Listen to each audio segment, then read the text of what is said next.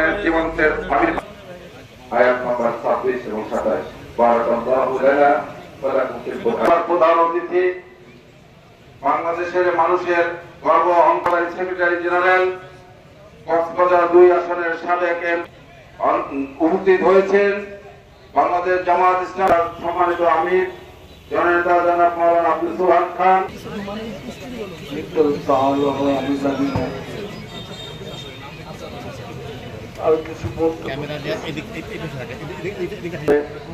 ঢাকার মিরপুরে 13 নম্বরে পুলিশের গুলিতে ইন্তেকাল শহীদ হয়েছেন। আমার ভাইয়ের জন্য সবাই দোয়া করবেন। আর আমার ভাইয়ের খুনিদের বিচার চাই, হত্যার বিচার চাই।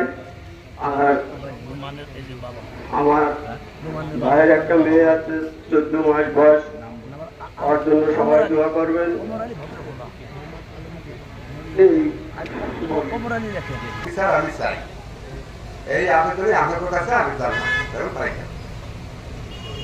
শুরু করবে একটি প্রবাদের বিধি হয়েছে হক ও বাতিল নিজামী সহ জামাতের শীর্ষ নেতৃবৃন্দকে ফাঁসির আদেশ দেওয়া হয়েছে। 5 জনের ফাঁসি কার্যকর করা হয়েছে। বাংলাদেশের জনগণ, নারী পুরুষ সকলে রাস্তায় নেমে এসেছিল। সেদিনই সাইদি সাহেবের মামলার প্রতিক্রিয়ায় 150 শতাধিক মানুষকে নির্বিচারে হত্যা করা হয়েছে। জঘন্যতম মানবতাবিরোধী অপরাধ বিগত সরকার করেছে।